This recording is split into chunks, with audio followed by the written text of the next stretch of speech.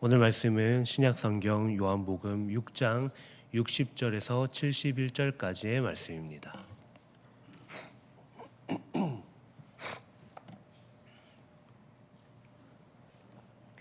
오늘 말씀은 신약성경 요한복음 6장 60절에서 71절까지의 말씀입니다.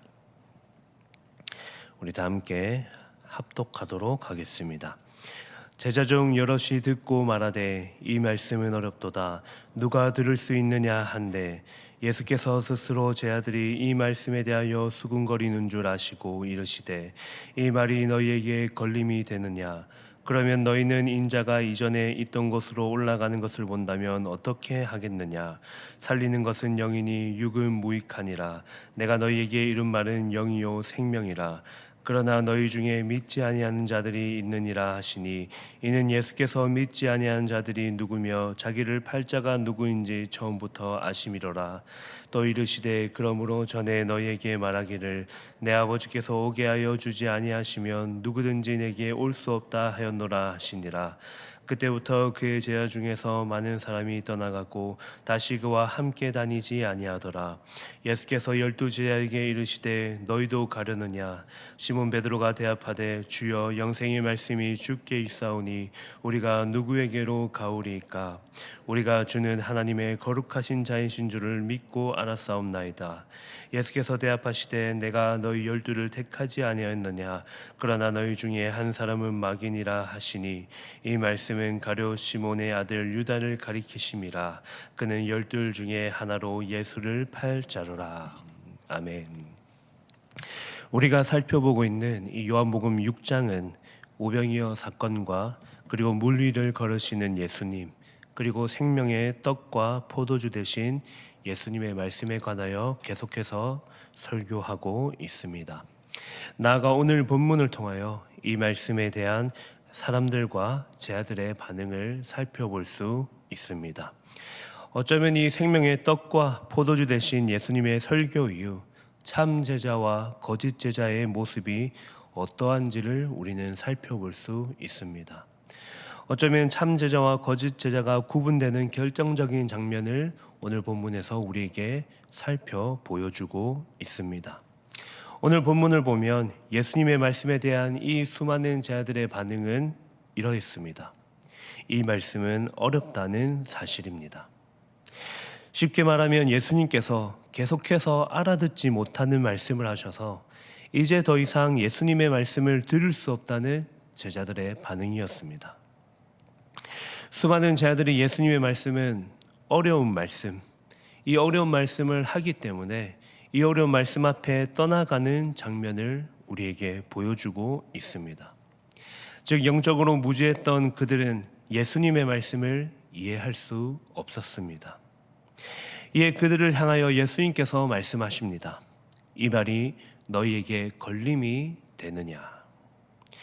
예수님께서는 수군거리는 그들의 마음을 아시고 더 이상 듣지 못하겠다는 그들을 향하여 오히려 질문을 던지고 계십니다. 그러므로 예수님께서 만일 하늘에서 내려온 것을 믿지 못한다면 다시 하늘로 올라가는 것을 보면 너희들이 이 보는 것을 보고도 믿을 수 있겠냐는 예수님의 질문이었습니다. 즉 너희가 도대체 무엇을 믿을 수 있겠느냐? 도대체 듣는 것과 그리고 보는 것도 믿지 못한다면 너희가 도대체 무엇을 믿을 수 있겠냐는 예수님의 말씀이었습니다. 그렇다면 이 말씀, 그들이 이 말씀을 이해하지 못하고 듣기 어려운 이유가 무엇이었겠습니까? 그들이 예수님의 사역을 보았고 예수님의 기적을 보았습니다. 그리고 그 예수님께서 기적을 행하신 후에 말씀을 선포하셨습니다. 그럼에도 불구하고 그들이 듣고 보았지만 그들이 믿지 못하였던 사실은 무엇이겠습니까? 왜냐하면 이 말씀을 듣는 그들의 마음에 다른 마음이 품어져 있었기 때문입니다. 그들의 관심은 예수님을 통한 영적인 생명을 얻는 것이 아니었습니다. 여전히 세상의 썩을 양식과 그리고 자신들의 세상적 욕망을 실현해줄 정치적 메시아에 관심이 있었기 때문입니다. 결국 그들의 마음에는 처음부터 하나님의 말씀을 담아낼 믿음이 없었습니다. 그러므로 그들의 기대와 다른 예수님의 곁에 더 이상 그 자리를 지키고 있을 이유가 없어졌기 때문입니다. 처음 오병이어 기적 속에 수천 명의 사람들이 예수님을 따랐습니다. 그러나 예수님께서는 갈릴리 바다 건너편 가버나움으로 가셨습니다. 이때 몇몇 무리들이 예수님을 따라왔습니다. 그 수천 명의 사람이 줄어든 것이죠.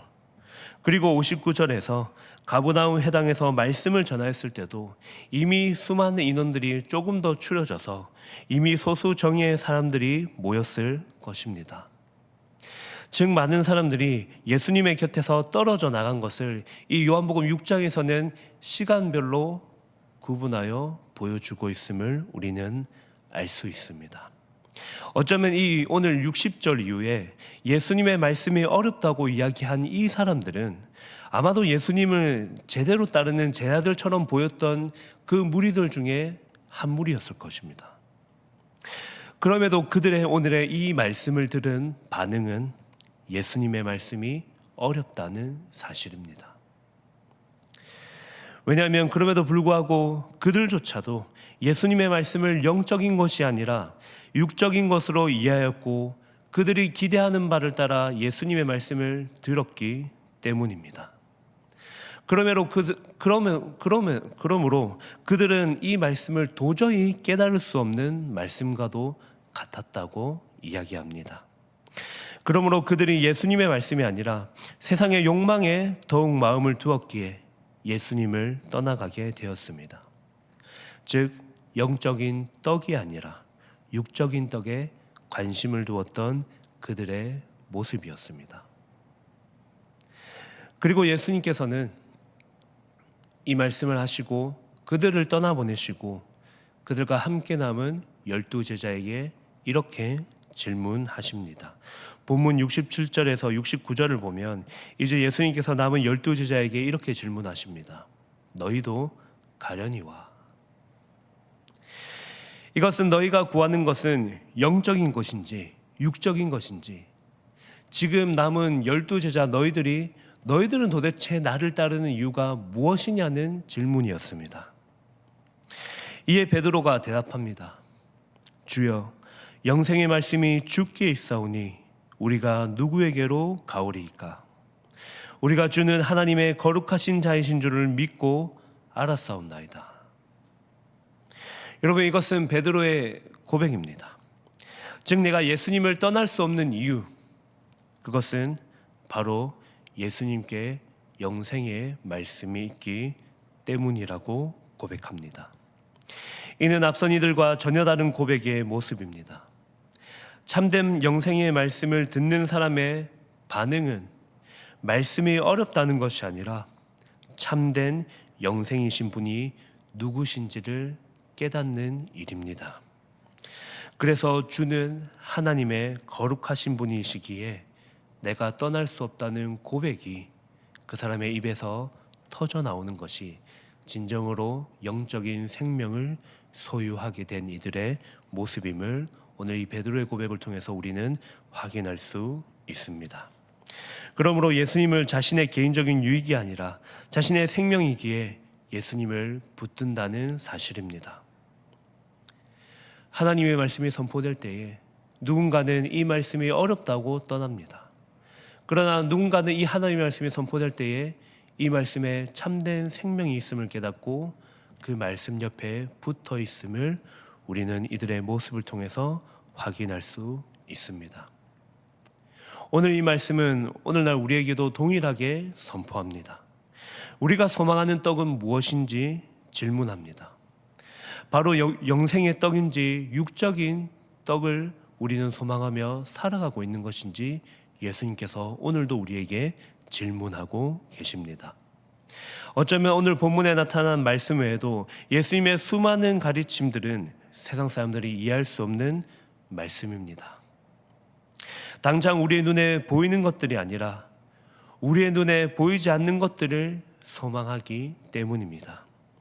그러므로 예수님의 가르침은 우리의 눈에 당장 다가오지 않아서 오늘날 우리의 삶에 전혀 유익이 없어 보일 때도 있습니다. 그러나 그때 예수님께서 우리에게 질문하십니다. 우리는 우리의 눈에 더 잘 보이는 유익을 택할 것인지, 예수님께서 말씀하신 영원한 가치와 생명을 따라 살아갈 것인지 오늘날 우리에게도 질문하고 계십니다. 예수님께서 우리에게 이렇게 질문하십니다. 너희도 세상의 것을 따라서 떠나갈 것이냐? 사랑하는 성도 여러분, 세상에 발을 딛고 살아가지만 우리의 소속은 하나님 나라의 백성입니다. 우리의 신분은 하나님 나라에 속해 있습니다. 그래서 우리는 이 땅의 것을 소망하지 않습니다. 그래서 우리는 더 영원한 것, 그리고 더 우리에게 영원한 가치를 소망하며 살아갑니다. 여러분, 우리 이 말씀이 선포될 때에 우리의 고백은 영생의 말씀이 주께 있사오니 우리가 누구에게로 가오리까? 이 고백이 베드로의 고백일 뿐만 아니라 우리의 고백이 되어야 합니다. 왜냐하면 예수님께서는 하나님의 거룩하신 분이시기 때문입니다.